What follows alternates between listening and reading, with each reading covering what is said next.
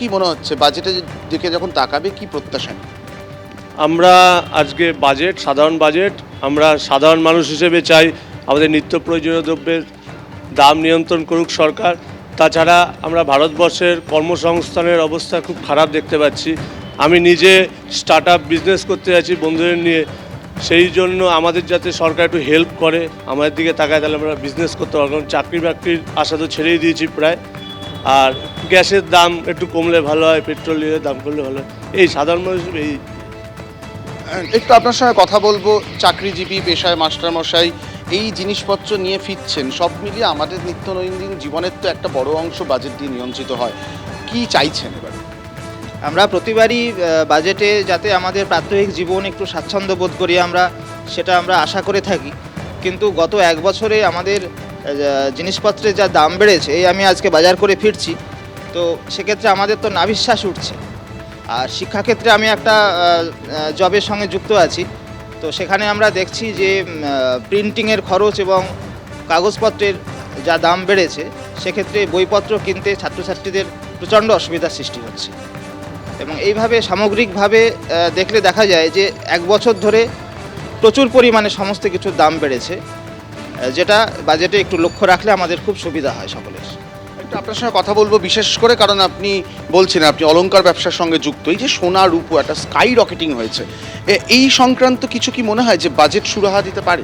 দেখুন, আমার যা মনে হয় সেটা হচ্ছে যে সোনার দাম যেভাবে আকাশ ছোঁয়া হয়েছে, তাতে যে মধ্যবিত্ত পরিবারের যে কোনো উৎসব বলুন বা বিয়ের অনুষ্ঠানে বলুন, সোনা একটা অপরিহার্য। তা সোনার দাম যেভাবে আকাশ ছোঁয়া হয়েছে, তা আমি কেন্দ্রীয় সরকারের কাছে আবেদন করব আমাদের স্বর্ণশিল্পী যেসব ভাইরা, তাদের তরফ থেকে সোনার দামটা একটা নিয়ন্ত্রণে আসুক, এবং যারা সোনার কাজের সাথে যুক্ত তাদের একটা ব্যবস্থা করা হোক, কারণ তাদের কোনো কাজ পাচ্ছে না, তারা সোনার দাম এভাবে আপনার মনে হচ্ছে তারা অন্য কাজে চলে যেতে পারে আর চলে যাচ্ছে তারা। সুতরাং স্বর্ণশিল্পীদের অবস্থা খুবই খারাপ হয়ে গেছে এই সোনার দাম বাড়াতে। তা সরকারের কাছে আবেদন যে সোনার দামটা একটা নিয়ন্ত্রণে আনুক, এবং সোনা কিনতে যেন তারা লোনের ব্যবস্থা করে দেয়, এই যেন সুব্যবস্থা যেন চালু হয়। একটু আপনার সঙ্গে কথা বলবো বিশেষ করে, যদিও কেন্দ্রীয় বাজেট, কিন্তু আমরা জানি এ রাজ্যে ভোট আছে সামনে। কি মনে হয় এবারে বাজেটে কি পশ্চিমবঙ্গের জন্য বিশেষ কিছু দেখা যাওয়ার একটা সম্ভাবনা থাকে? এই বাজেটটা মোটামুটি lower class family, middle class ফ্যামিলিদের জন্য মনে হয় না কিছু ভালো একটা কিছু হবে। সব কিছু বড় বড় ব্যবসায়ীদের জন্য, আদানি আম্বানির জন্য, এদের জন্যই বেশি বেনিফিট সব। কত কিছু আগের কিছু বছর দিয়েও কিছু ভালো কোনো আশা হয়নি কিছু। গ্যাসের দাম প্রায় বেড়ে গেছে, কমছে, আবার যা কমছে তার থেকে ডবল বেড়ে যাচ্ছে, পেট্রোলের দাম বেড়ে যাচ্ছে।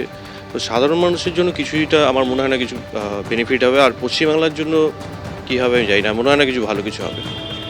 বুঝতেই পারছো, চাহিদা অনেক, প্রত্যাশার জায়গাটা অনেক। কেউ কেউ মনে করছেন পূরণ হওয়ার সম্ভাবনা রয়েছেন, কেউ কেউ একটা আশা দেখছেন না, কিন্তু সবটাই কিন্তু এই মুহূর্তে নির্মলা সীতারামনের হাতে যে ট্যাব আমরা দেখেছি সেখানেই লুকিয়ে আছে, এবং সেই প্রশ্নেরই উত্তর খুঁজছেন সাধারণ মানুষ।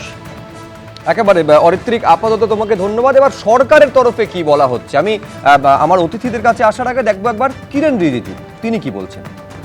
एक ऐतिहासिक बजट होगा और विकसित भारत का एक रिफॉर्म एक्सप्रेस, प्राइम मिनिस्टर का रिफॉर्म एक्सप्रेस बहुत तेज़ी से आगे बढ़ेगा।